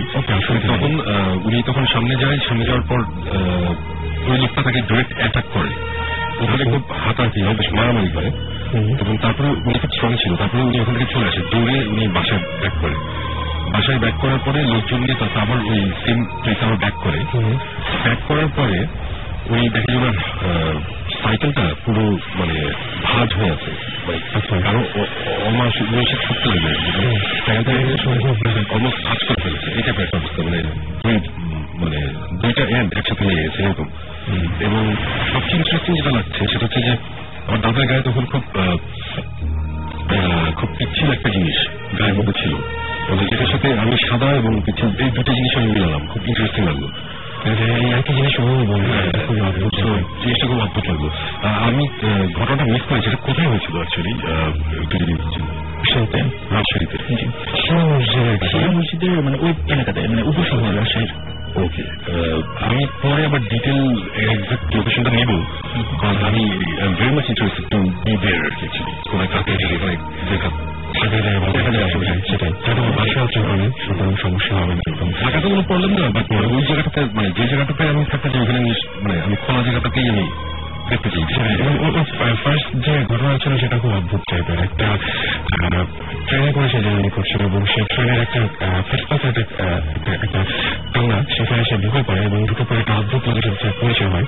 পরে যখন সেখান থেকে ভয় পেয়ে বেরিয়ে আসার পরে তাকে টিটি বলে যে আপনি ওই রুমে ঢুকতে দিল, রুমটা তালা মারা, এবং ওই রুমে আমরা কয়েকদিন আগে একটা লাশ নিয়ে গেছিলাম, তারপর থেকে রুমে তালা মেরে রেখেছি, আপনি ওই রুমে ঢুকলেন কিভাবে, একটা বন্ধ রুমে ঢুকে পড়েছিল। তো ওর সাথে অনেক এরকম ধরনের ঘটনাগুলো ঘটে, খুব ইন্টারেস্টিং। তো আমাদের শুনবে আর কিছু ঘটনা, এই যে ভৌতিক নিয়ে রিসেন্টলি কোনো শুটিং বা এরকম কোনো ঝামেলা? অ্যাকচুয়ালি এই মুহূর্তে যেটা হচ্ছে আমরা অলরেডি অলমোস্ট 50 লোকেশন কাজ করেছি, 40টা ছিল, আরো 4টা হয়েছে এর মধ্যে। এর মধ্যে একটা জায়গা মোটামুটি ইন্টারেস্টিং, বাকি 3টা জায়গা ফ্লপ অ্যাকচুয়ালি, মানে মোস্ট অফ প্লেসেসে যেটা হয় গিয়ে বসে থাকি মশা কামড়, বাট ওইগুলো নিয়ে না আলাপ করে আমি যেটা বলি সেটা হচ্ছে যে এই মুহূর্তে ভৌতিস্টের সিচুয়েশন হচ্ছে যে আমাদের তো ভৌতিস্টে দুইটা পার্ট থাকে, একটা ফিকশন একটা নন ফিকশন। প্রথমে নাটক স্টাইলে, তারপরে সেকেন্ড এপিসোডটা হচ্ছে রিয়েলিটি টিভি। তো আমরা নাটক পার্টের শুটিং অ্যাকচুয়ালি জাস্ট শুরু করেছি, ওটা নিয়ে আমরা খুব বিজি। আমাদের ইনভেস্টিগেশনের শুট কিন্তু অলরেডি অনেক ম্যাটেরিয়াল আমাদের কাছে আছে, 9টা অলমোস্ট 10টা লোকেশনের ম্যাটেরিয়াল আছে, যেগুলো প্রেজেন্টেশনটা এখন তৈরি হচ্ছে। তো আমাদের নতুন যে আমাদের যে নাটক পার্ট ওগুলোর কাজ আমরা করছি এই মুহূর্তে। আমাদের জানুয়ারিতে দেশ টিভি থেকে ব্যবহার কথা, বাট এখন জিনিসটা দেশ টিভির উপর ডিপেন্ড করছে, তারা যেদিন রিলিজ দিবে, বাট হোপফুলি জানুয়ারি ফেব্রুয়ারির মধ্যে মোটামুটি আমি শিওর যে টিভিতে অন এয়ার হচ্ছে। আর আরেকটা এই যে এই মানুষ টানুষের গল্প, আমি একটা ঘটনা মনে করছি, সেটা হচ্ছে যে এটা আমার খুব আমি জিনিসটা পুরোপুরি নিজে উইটনেস করিনি, বাট যে করেছে তার সাথে আমি ছিলাম। এটা হচ্ছে কক্সবাজারের ঘটনা, এটা হচ্ছে 5 বছর আগের ঘটনা। আমি আর আমার একটা ফ্রেন্ড কক্সবাজার গিয়েছিলাম, এবং আমার ফ্রেন্ডটা তখন প্রচন্ড তার শরীর খুব খারাপ ছিল, মানে ডক্টর ঠিক মতো ডায়াগনোজ করতে পারছে না, তাকে আমার বাইরে নিয়ে যাচ্ছি, নিয়ে আসছে, এমন একটা সিচুয়েশন। খুব ফ্যান্স ডিসঅর্ডার করছিল। তো আমরা তখন যেটা করি যে আমি তখন ওকে বলি যে চল আমরা ঘুরে আসি কক্সবাজারে। তো কক্সবাজারে গেলাম, যাওয়ার পরে আমরা উঠেছিলাম হচ্ছে ইয়েতে, হোটেলটা হচ্ছে সি ক্রাউন, লাস্ট নতুন বৃষ্টির দিকে সি ক্রাউন, আচ্ছা মানে যেটা একদম সামনে যে কাঠের ওটার সামনে যে হোটেলটা, এটা মনে হয় সি প্যালেস বা সি ক্রাউন এরকম সি প্যালেস তো মাঝখানে ওই সি ক্রাউনে ছিলাম। রাত্রিবেলা বসে আমি তো যেখানে একশো গিটার নিয়ে যাই, আমরা রুমের মধ্যে বসে গানটা আমি ইয়ে করতে পারতাম, হঠাৎ করে একটা গান মাথায় আসছে, আমি গানটা লিখতেছি, তো আমার ফ্রেন্ডটা বলতেছে যে তৈরি থাকে আমি আসতেছি বলে সে বের হয়েছে। তখন বাজে বলে রাত 12:30 বাজে। সি ক্রাউনের সামনেটা খুব সেফ, ওখানে গার্ড টার্ড থাকে। আচ্ছা, রাত 1-2টা বাজে তো অনেক সময় ফ্লাড লাইটও জ্বালায়, এরকম একটা সিচুয়েশন। তারপরে সে গেল, আমি বেশ কিছুক্ষণ আমি ইয়েতে করে দেখে বসে আসতেছে না। তারপরে আমি কতক্ষণ নিচে নামলাম, নিচে নামার পরে আলটিমেটলি ওকে খুঁজে পেয়েছি সি ক্রাউনের সামনেই, ওই যে বিচটা একটা মায়াগড় সমুদ্রের কাছাকাছি, অনেক কাছাকাছি সে চলে গেছে। তখন আমি বললাম যে তুই কি করতেছিস, বললো যে আমি গল্প করতেছি। আমি যে একটা মানুষকে দেখেছি, বললো যে এরকম এই কারণে মনে পড়লো ঘটনাটা। আমি জানি এখানে একজন ছিল, সবাই গল্প করতেছি। আমি বললাম যে কোথায়, ওই যে এখানে এইমাত্র চলে গেছে। আচ্ছা, আমি বললাম ঠিক আছে ফাইন। আমি ওখানে বসে অনেকক্ষণ আড্ডা বিরাম দিলাম। ওখানে ওই যে সি ক্রাউনের সামনে যে বাঁধের মতন যে বড় রাস্তাটা, ওটার উপরে আমি উঠে বসলাম। বসে ওখানে আমরা চা খাচ্ছি, সিগারেট খাচ্ছি, গল্প করতেছি। হঠাৎ করে আমি বললাম যে কার সাথে গল্প করতেছি, কি ব্যাপারটা কি? তখন বললো যে না, আমি এখানে হাঁটছিলাম, হঠাৎ করে একটা লোক আসলো, এসে বললো যে আপনি এত রাত এখানে কি করেন, এই জায়গাটা খুব ভালো না, আপনি এই অন্ধকারে চলে আসলাম, বই দিয়ে যান। আমি বলছি না, এখানে কি হবে, বলে যে অনেকে ঠ্যাক ট্যাক দেয়, চিন্তাই হয়, এসব হয়, এগুলো বলতেছে।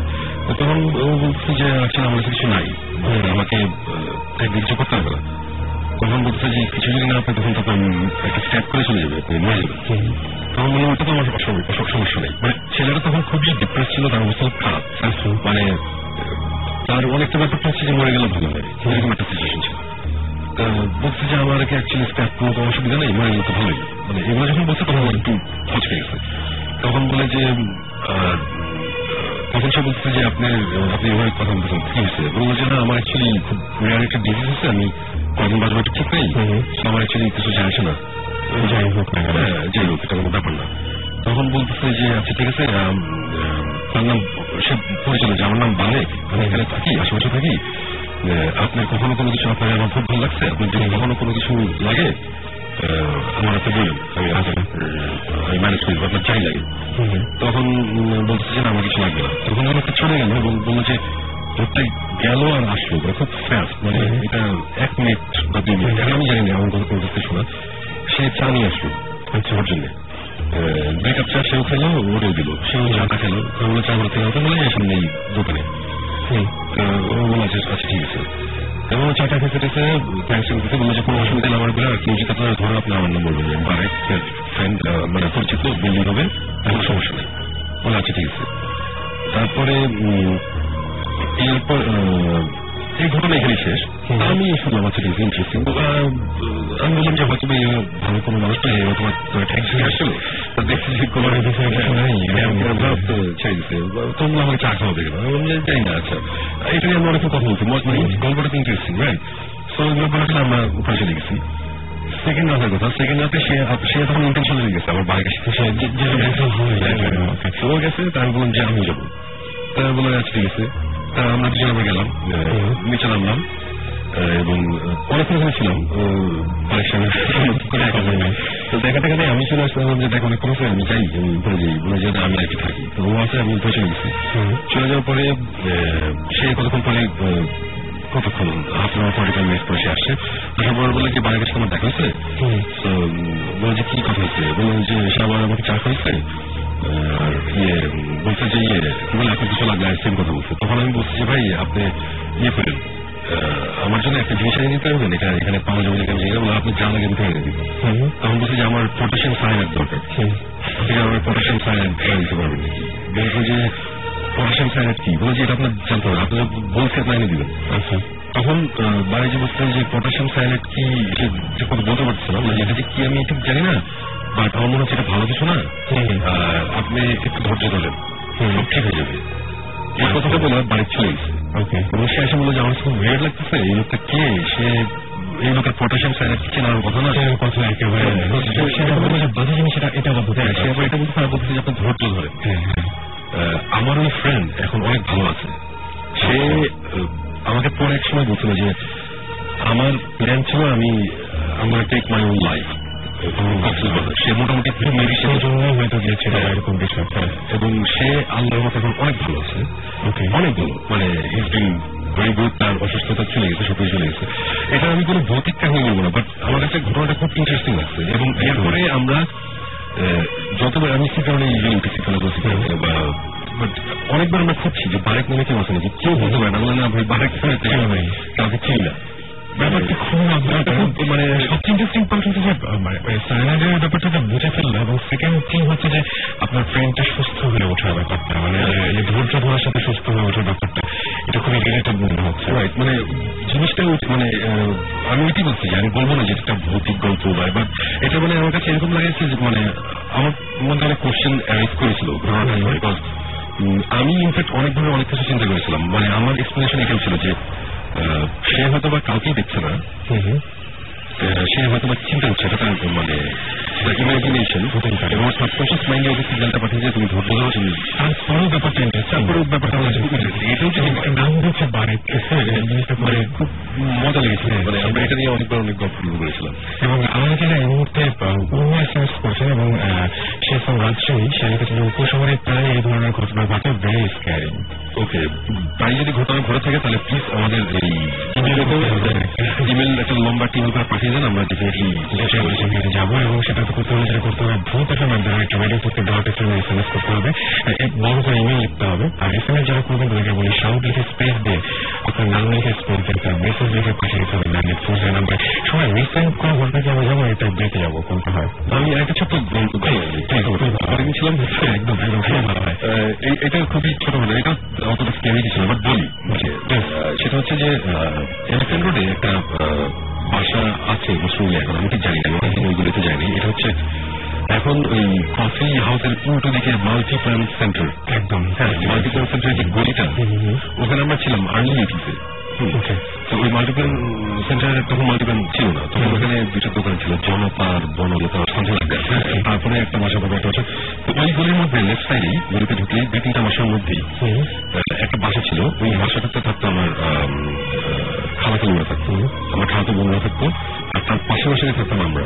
ওকে, তো ওই বাসাটা নিয়ে আমরা তখন ছোটবেলায় বেশ কিছু গল্প শুনেছিলাম, যেমন আমার খালাতো বোনরা হাওয়াইন গিটার বাজাতো, ওদের আমি হাওয়াইন গিটার রাখা থাকতো। রাতে তারা মাঝে মধ্যেই কমপ্লেন করতো যে আমরা রাতে ঘুমায় থাকলে ঘুমিয়ে যেত, হাওয়াইন গিটারটা রাখলে উপর দিয়ে হালকা করে স্ট্রাম করলে যেরকম স্ট্রাম করেছে এরকম আওয়াজ যদি কোনো সময় ঘুমটুম ভেঙে যেত, এটা নিয়ে অনেকে অনেক কথা বলতো। তারপরে সবচেয়ে মজার ঘটনা যেটা ছিল সেটা হচ্ছে যে একদিন আমার এক কাজিন ওর ঘুম ভেঙে গেছে সকালবেলা, সকালের দিকে সে জানালার দিকে তাকিয়ে দেখেছে কেউ, মানে তাদের বাড়িওয়ালা উনি হেঁটে যাচ্ছে, ক্রস করছে আর কি, মানে বাসার বাইরে উঠান বা সামনে লাল ওরকম একটা জায়গাতে হেঁটে বেড়াচ্ছে, বাইরে ক্রস করছে আর কি, মানে জানালার একসাথে আসলে চলে গেল। এটা দেখে সে প্রচন্ড ভয় পেয়েছিল, ভয় পাওয়ার কারণ হচ্ছে তার দোতলা থেকে। এটা হচ্ছে, এটা শুনে খুব মানে মজা পেয়েছিলাম, একটা লোক হেঁটে গেলে তাকে দোতলা থেকে ওই লেভেলে দেখার কথা। তো এখন আমি অনেকভাবে চিন্তা করছিলাম যে ভেরি রিসেন্টলি যে লাস্ট 1 বছর ধরে যে ওই গলিতে একটু যাবো, একটু দেখবো যে এখনো বাসাটা আছে নাকি, তার এখন কমপ্লেক্স হয়ে গেছে, কি হচ্ছে অবস্থা। বাট ওই বাসার এই টাইপের ছোটখাটো অনেক ঘটনা ছিল। একবার ইনফ্যাক্ট আমরা ওই এই ঘটনাটাতে পুঁজিয়ে গেলে আমার এক গ্রুপ অফ কাজিনস, আরেক গ্রুপ অফ কাজিনসকে আমার ভাইও দেখিয়েছিল, যে সবাই জানে যে এই রুমটাতে একটা পড়াশোনা হতো। তো এই টাইপের অবস্থা অনেক কিছু শোনা যেত একটা সময়, আমি জানি না এখন কি অবস্থা। এটাও ভৌতিক এবং ছোট্ট একটা ঘটনা বললাম আর কি। এখন বাজাচ্ছে 1:24, আমার কতক্ষণ আমরা আরেকটা ঘটনা যাবো, ওর কাছে ইনফ্যাক্ট আরো ঘটনা আছে, সেগুলো আমরা যেতে পারি। একটা ঘটনা সেটা হচ্ছে যে ও মাঝে মাঝে ফিল করে কিছু একটা, এবং আপনারা যে আপনি বলছিলেন যে কেউ যাতে আমাকে হাত বোলায়, ওই জিনিসটা একটু বলেন আসলে শুনি। অল্প যাবো নিয়ে আসুন। ওকে, এটার ঘটনা ঘটা যখন আমি এটা ফার্স্ট ইয়ার ছিলাম, তখন অ্যাকচুয়ালি হতো কি, মানে তাড়াতাড়ি ঘুমাই পড়তাম, সারাদিন দৌড়াদৌড়ি কলেজে নদী এসে দৌড়াদৌড়ি করতাম বেশি। তো ব্যাপারটা হচ্ছে কি, মানে আমাদের বাসাটা বলি, আমাদের বাসায় মানে পোস্টাতে যে বাসাটা ছিল সেটার 3 দিকে মাঠ ছিল, আর একদিকে আর কি মানে আমাদের বাসাটা ঠিক রাস্তার পাশে। আমরা থাকতাম 3 তলাতে, মানে আমার রুমটা ছিল একদম মানে নর্থ সাইডে। তো ওখানে আমি থাকতাম, মানে আমি আমার আম্মু থাকতাম। তো বাসার ছাদে আমার মানে কিছুদিন মানে এরকম হয়েছে যে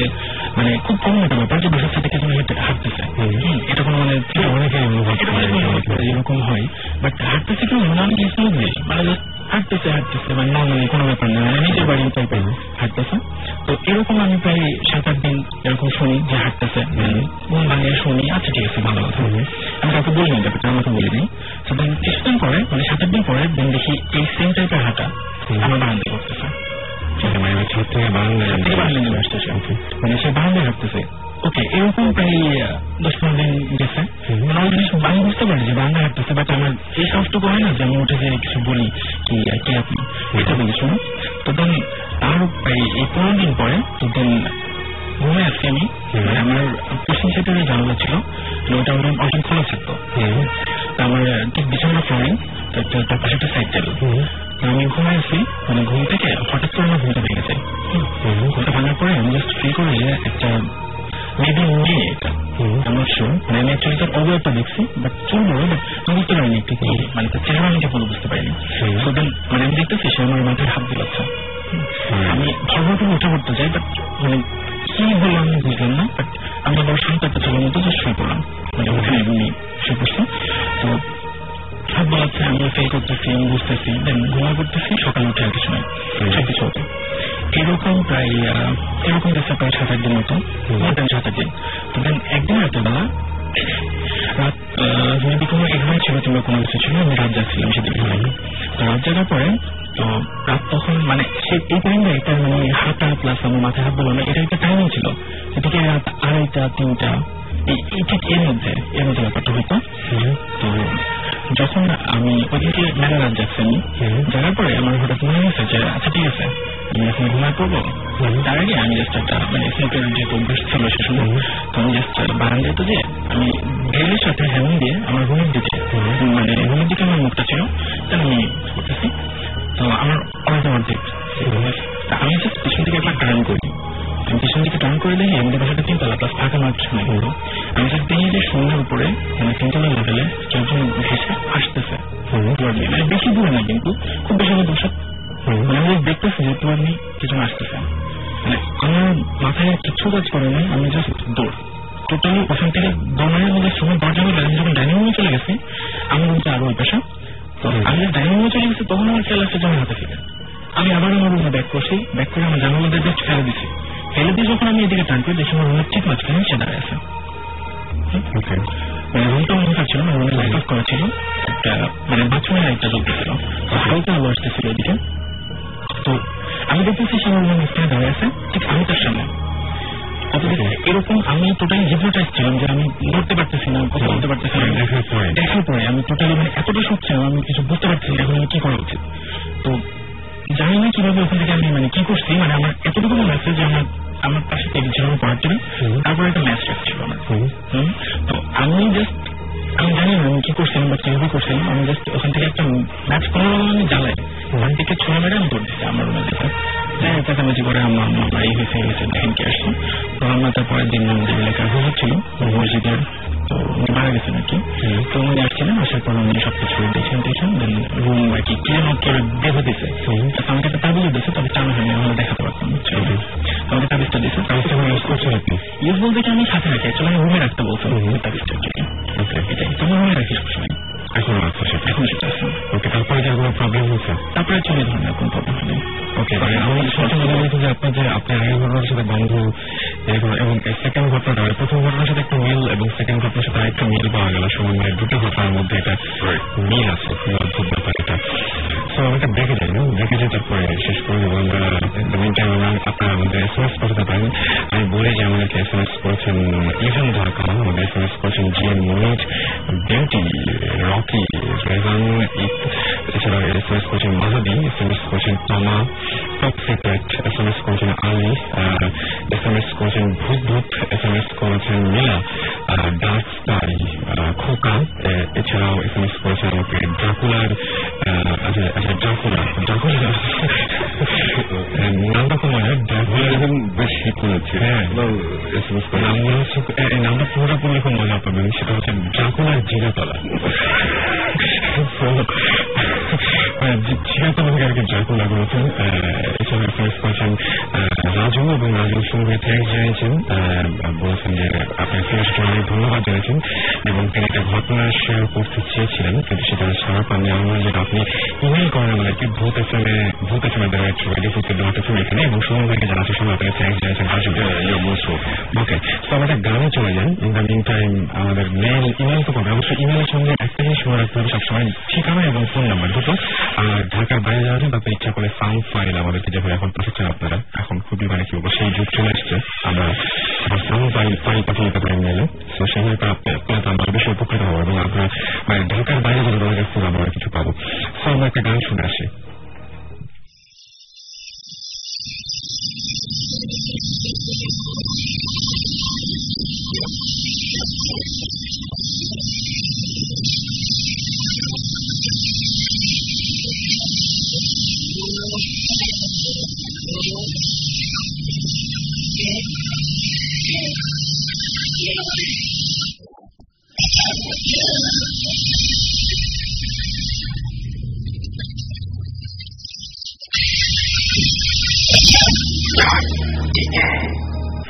কিছু একটা যদি হয়ে যায় খুব ভালো হতো। তো আমার আবার সুমন ভাইয়ের কাছে যাবো এবং সুমন ভাইকে রিকোয়েস্ট করছি অনেকেই ওয়েট করছে নতুন কিছু শোনার জন্য। তো আমরা কিছু ঘটনা জানি আপনার কাছ থেকে।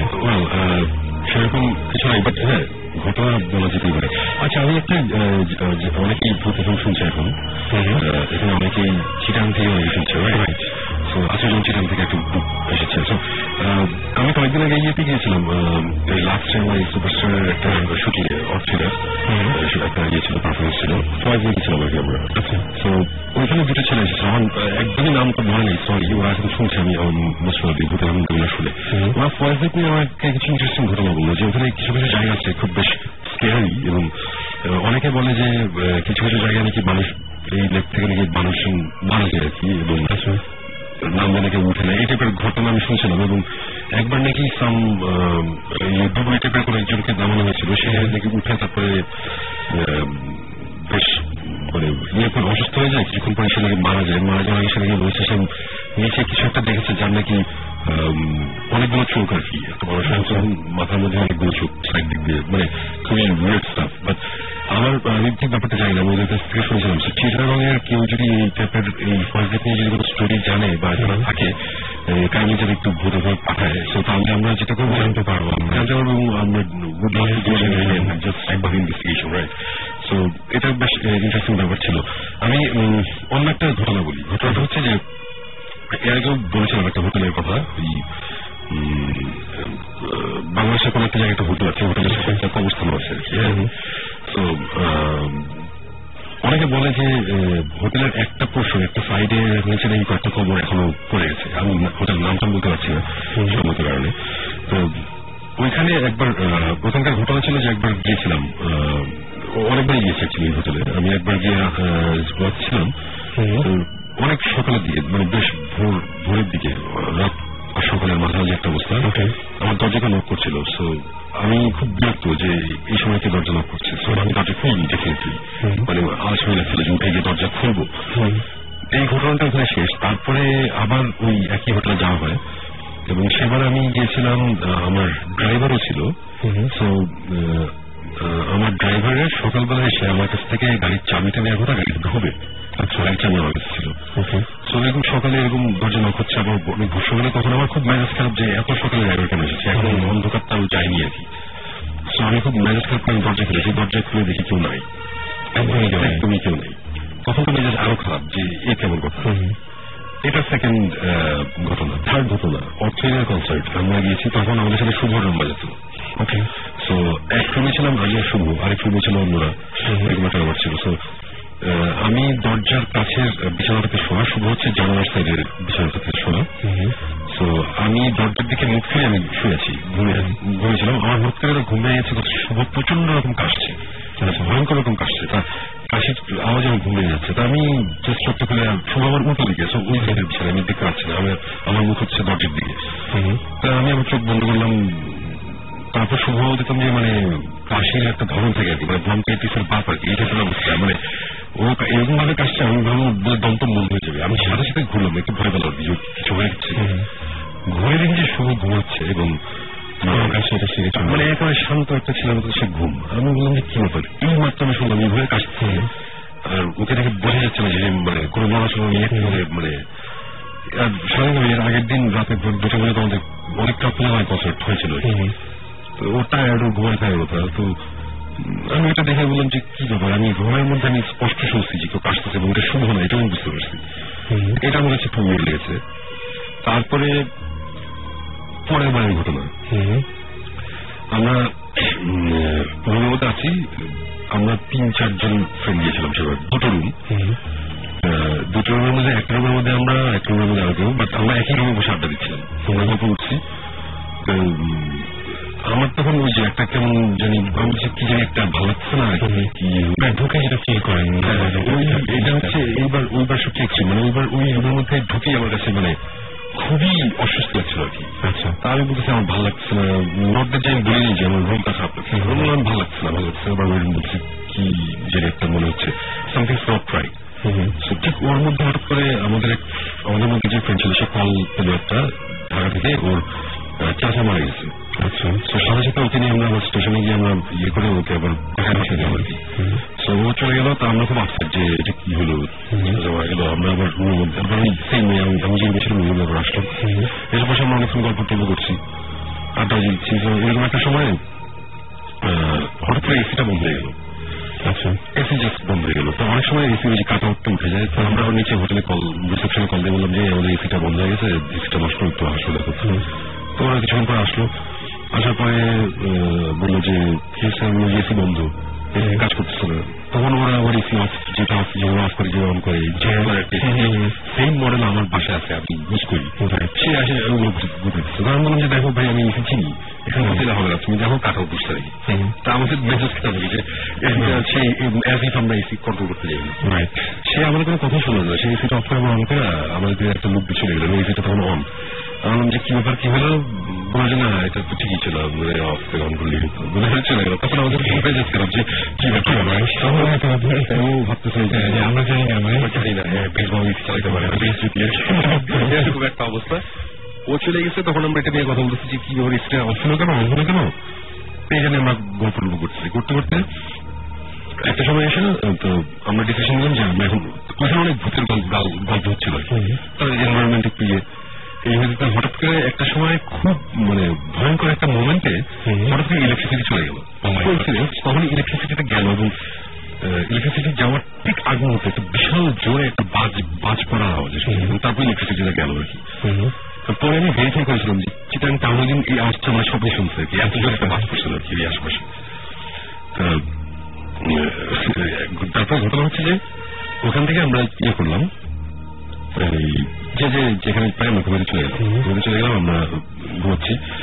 আমার রুমে আমি হচ্ছে ইয়ার সাইডে, জানালার সাইডের বিছানাটাতে, আমার আরেকটা ফ্রেন্ড হচ্ছে দরজার সাইডের বিছানার সাথে শুনেছি। হঠাৎ করে এটা সকালের দিকে হঠাৎ করে এসে দরজা নক করলো। আমি হঠাৎ করে মানে আমি ওয়েট করছিলাম যে দরজা নক হবে, চোখটা বন্ধ করেছি, দরজাটা নক হলো এবং হওয়ার কয়েক সেকেন্ডের মধ্যে দরজাটা ঘুরালো আর কি, মানে হ্যান্ডেলটা ঘুরে দরজাটা খুলছে। আমি তখন ধরে গেছি যে এখন ওই রুমের পোলাপানরা আমাদের সাথে কিছু না। দরজাটা যখন খুলছে, খোলার সাথে সাথে এই জিনিসটা হচ্ছে কিন্তু কয়েক সেকেন্ডের মধ্যে আমি তখন লাফ দিয়ে উঠি আর কি। তাকে আমি লাফ দিয়ে উঠি, যখন আমি তাকাইছি তখন দরজাটা খুলছে আর কি, পুরোপুরি তখন খুলে নেই আর কি। মানে কেউ দরজাটা খুলে আমাকে একটা ধাক্কা দিয়ে যদি রুম থেকে সরে যায় তাহলে আস্তে করে পাল্লাটা ফাঁকা হচ্ছে, তখন খুলছে আর কি। ওর মধ্যে আমার ফ্রেন্ড শুনেছিল, আমার ফ্রেন্ডের উপর দিয়ে আমি লাফ দিয়ে উপর দিয়ে গিয়ে আমি জাস্ট গেলাম, ওই প্যাসেজে গেলাম এবং প্যাসেজে গিয়ে দেখি কেউ নাই। আমি জানি ওদের রুমটা আরো কয়েকটা রুম পরে, তারা এত দূরে মানে ওইখানে যদি আমার রুমে ঢুকতে আসে অ্যাটলিস্ট দৌড়াতে হবে, একটু হলেও দৌড়াতে হবে এবং আমি আওয়াজ পাবোই। আমি খুবই কনসিয়াস ছিলাম আর কি যে আজকে আমি দেখবো দরজাকে ধাক্কায়, মানে এরকম একটা ব্যাপার ছিল। ওইটা দেখে তখন আমার কাছে একটু বিয়ের লাগলো, দরজা বন্ধ করে চলে আসলাম। আসার পরে এই ঘটনা এখানে শেষ। তারপরে মজার ব্যাপার ছিল যে ঢাকায় একবার এসে, এটা আমি বলেছিলাম বোধহয়, আমার বাবার সাথে বসে আমি ইয়ে করছিলাম, লাঞ্চ করছিলাম বাসায়, তখন বললাম চিরাং একটা খুব ইন্টারেস্টিং ঘটনা হয়েছে একটা ব্যাপার। তো তখন বলে যে আচ্ছা ওই হোটেলে তোমার কি কোনো ইয়ে দরজা নকের আওয়াজ পেয়েছো? আমি তো তখন উল্টে বললাম যে আমার ভালো বলছি ঘটনা। তখন বললাম যে কেন কি হচ্ছে বলতো?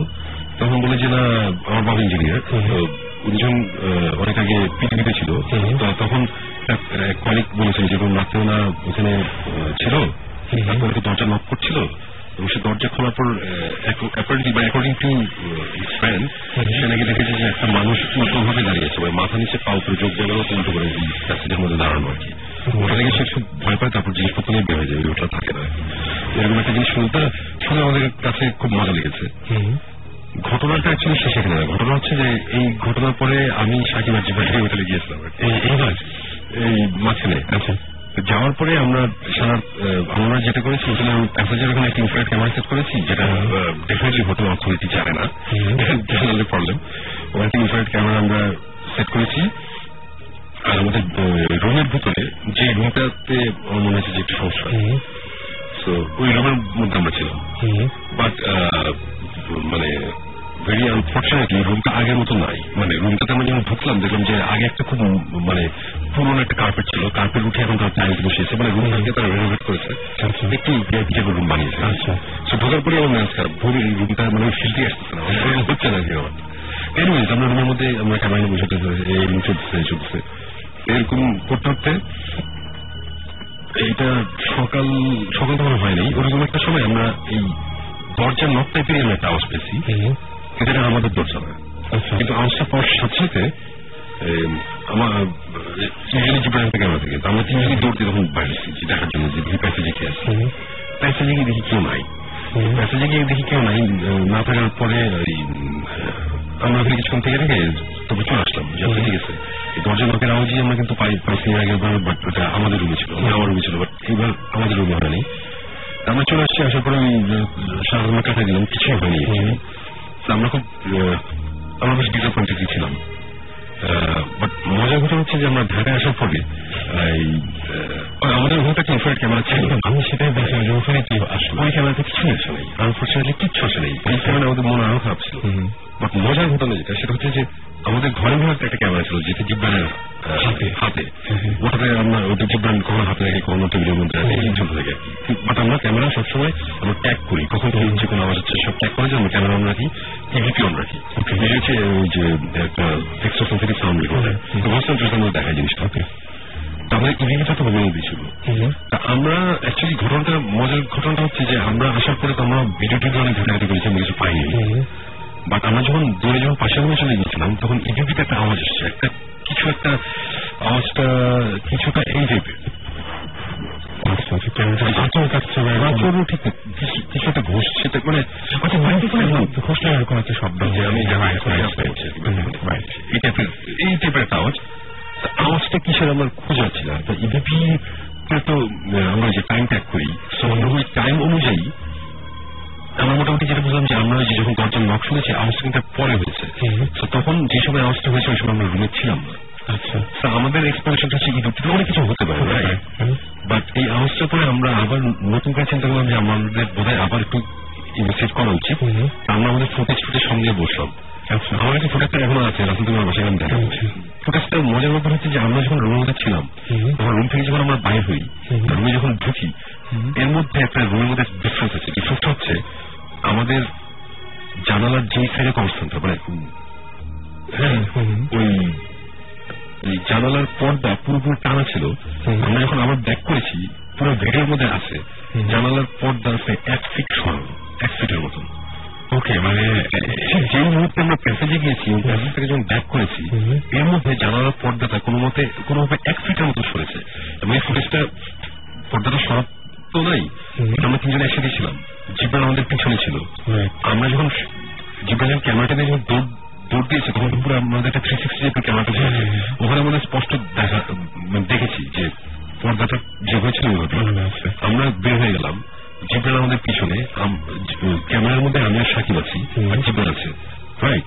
তো আমরা ওখানে যাওয়ার পরে আমরা প্যাসেজে ঘুরে যখন আমরা ব্যাক করেছি তখন জিব্রান সামনে, ব্যাক করার সময় ঢোকার সময় তখন আমরা পর্দাটা আবার দেখেছি। মানে আমরা অনেক সময় লেগেছে বের করতে, ব্যাপারটা কি, বাট ওখানে পর্দাটা একটু সরানো।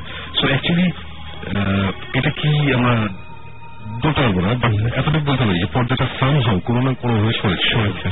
যেভাবে হোক না কেন এটা একটা ভৌতিক এপিসোডে যেতে পারতো, বাট যাচ্ছে না, অত ইন্টারেস্টিং কিছু হয় নাই, যে কারণে আমি বললাম। বাট আমি এতটুকু বলবো যে আমরা কয়েকদিন আগে একটা গল্প বলেছিলাম যে একটা 28 মিনিট একটা বাসার রুমের ভিতরে কিছু আওয়াজ হয়, বাসাটা একদম অ্যাবান্ডেন্ট, ওই বাসায় আমরা গিয়েছিলাম, ওই রুমের মধ্যে আমরা ছিলাম, ওই রুমে একটা 28 মিনিটে কিছুই হয় নাই। বাট ওই রুম থেকে আমরা বের হওয়ার আগে সকালের আগে যখন আমরা আমাদের শুটিং প্যাক আপ করছি যে কিছুই হলো না, ওই সময় আমাদের ওখানে একটা ইনফ্রারেড ক্যামেরা ছিল, ওখানে যেই ফুটেজ এসেছে জিনিসপত্র নড়াচড়ার, এটা একটা অ্যাবসার্ড ব্যাপার। এবং ওই ভিডিও ফুটেজ আমাদের কাছে আছে, ভৌতিক রিলিজ হওয়ার পরে আমি যে কাউকে চ্যালেঞ্জ করতে পারি আমাদের এই ফুটেজ দরকার হলে হলিউডের হাইটেক স্টুডিওতে নিয়ে গিয়ে ওরা প্রুভ করার চেষ্টা করবে যেটা ফেক, সেটা ফেক না। আমাদের কাছে ফুটেজ আছে, জিনিসপত্র নড়াচড়া করেছে এবং উইয়ার্ড ভাবে টেবিল থেকে দুটো জিনিস পড়েছে, এটার কোনো এক্সপ্রেশন আমাদের কাছে নাই এবং এই ফুটেজ আমাদের কাছে আছে। ইনশাল্লাহ ভৌতিক যখন হবে, ভৌতিকের ফার্স্ট এপিসোড মানে সেকেন্ড যে এপিসোড, প্রথমটা তো পাইলট, পাইলটের পর সেকেন্ড যে স্টোরি, ওই স্টোরিটি হচ্ছে এই এপিসোড। এবং আমি সবাইকে বলবো যে ওয়েট করে দেখতে এবং ওটা এক্সপ্লেনেশন দিতে পারলে দেখ, আমাদের কাছে এই হচ্ছে ঘটনা মোটামুটি। আমার তো মনে হয় যে মানে লাস্টে যে ব্যাপারটা, সেই ব্যাপারটা তো যাদের মানে কি বলবে এমনিতে বিশ্বাস করতে তাদের জন্য ব্যাপারটা, আমার কথা হচ্ছে কেউ যদি অবিশ্বাস করে আমাদের কোনো অসুবিধা নেই, এভরিবডি মানে ওয়েলকাম। মানে সবাইকে আমরা ওরকম করছি যে তোমরা আমাদের একটা এক্সপ্লেনেশন দাও, আমরা কিন্তু একটা লজিক্যাল এক্সপ্লেনেশন চাচ্ছি। আমরা কিন্তু চাচ্ছি নট যে না ভূত এক্সিস্ট করে আর কিছু নাই সায়েন্স বলে, আমরা এগুলো বলছি না। এক্সপ্লেন করতে পারলে তো আমার জন্য ভালো, আমি তো মনে একটু শান্তি নেবো। বাচ্চাদের ওই জিনিসটা যেটা দেখলাম এটার কারণ হচ্ছে এটা, রাইট? এক্সপ্লেন করতে পারলে ভালো, ফাইন, বাট আমরা করতে পারছি না। আমরা খুবই মজা পেয়েছি এবং এই আমাদের যে লাস্টের যে ফুটেজটা, একটা মিনিটের ঘরের যে ফুটেজ, ওই ফুটেজ হোপফুলি আগামী 10 থেকে 12 দিনের মধ্যে বোস্টন কৃষ্ণের কাছে যাচ্ছে। ওদের সাথে আমার কথা হয়েছে, ওরাও জিনিসটা দেখতে ইন্টারেস্টেড, ওরা দেখবে, ওরা বোঝার চেষ্টা করবে। মানে এটা খুব ভালো একটা ব্যাপার হচ্ছে। সো ওটাই, so we are really waiting for it, যে ওরা কি বলে নাকি। ওকে, এই হচ্ছে অবস্থা। দারুণ লাগলো আমার কাছে শেষ মানে শেষ ঘটনাগুলো, মানে এবং ঘটনা যেখানে শেষ হলো, কিন্তু আজকে রাত্রে শেষ করবে আজকে আর না যাই। সো স্টেজিং টু রেডি ফরতে ফিরে আসবো আবার আগামী শুক্রবার ঠিক একইভাবে, এবং হোপফুলি যে সেদিনও আমরা এবং ভৌতিস্ট টিম সবাই মিলে একসাথে ভৌতিক ফ্যামিলি জয়েন করবো এবং একসাথে আপনাদের ঘটনাগুলো শেয়ার করবো সবাই ইনশাল্লাহ। ইনশাল্লাহ। আর একটা ছোট, এটা আমার খুবই পার্সোনাল একটা জিনিস, মোস্ট প্রবলি আছে প্রথমবার মতন আমার ছেলে মেয়ে ভূত এখন শুনছে, তাদেরকে হাই। মানে আরো একটা মজার ব্যাপার সেটা হচ্ছে এত রাত পর্যন্ত শুনছে এবং নিশ্চয়ই ভয় পাচ্ছে বলে শুনছে। ওকে, তো আমার মনে হয় যে এখন থেকে রেগুলার চাই দুজনকেই। এনিওয়েজ চলে যাচ্ছি আবারও গানে, আর সেই সাথে আপনাদের সমাজ থেকে বিদায় নিচ্ছে, ফিরে আসবো আবারও আগামী শুক্রবার এবং ডেফিনেটলি সুমন ভাইকে সাথে নিয়ে সেই বিষয়ে কথা দিচ্ছি আপনাদেরকে। আপনারা যারা SMS করতে চান এখনো, শাউট লিখে স্পেস আপনার নাম লিখে স্পেস আপনার মেসেজ লিখে পাঠিয়ে দিন 9840 নাম্বার, এবং যারা আমাদেরকে ইমেল করতে চান তারা bhutfm@radio50.fm SMS করে ইমেল করে নাম, ঠিকানা এবং ফোন নাম্বার সহ ইমেল করে আপনারা আমাদের ঘটনা জানতে পারেন। একটা ব্যাপার সেখান থেকে আপনাদের এই শোতে আসতে চান তাহলে ইমেল করতে পারেন, এবং আপনারা যদি চান যে ভৌতিক টিম আপনাদেরকে ভিজিট করুক আপনাদের সেই জায়গাগুলো, তাহলে আসতে পারেন। এবং আমি দেখছি যে আজকে SMS এর মধ্যে দেখলাম যে আমি আমার সঙ্গে কথা বলছিলাম এবং আমি থামিয়ে নেয়নি একদমই, কারণ আমি দেখলাম যে আপনারা ফয়েস লেগ নিয়ে অনেকেই SMS করেছেন, এবং ফয়েস লেগ নিয়ে সত্যি যদি আপনার SMS করার চেয়ে আমি বলবো যে আপনারা ইমেল করলে বেশি সুবিধা হয়। নেক্সট এপিসোডে আমরা ফয়েস লেগটা টার্গেট করি, আমরা ভিজিট করে তারপরে এগুলো আমরা কথা বলবো একদম। তাহলে আমরা নেক্সট উইকে আমরা বেশি চাইবো যে ফয়েস লেগ নিয়ে যদি কোনো ঘটনা থাকে তাহলে কেউ যদি ঢাকা আসতে চান অলওয়েজ ওয়েলকাম, যদি আমরা মানে আমরা শুধুমাত্র যে ওয়েলকাম জানতে পারি। তো যাই হোক, চলে যাবো গানে, আজকে রাত্রের মতো এখানে শেষ করছি। খোদা হাফেজ।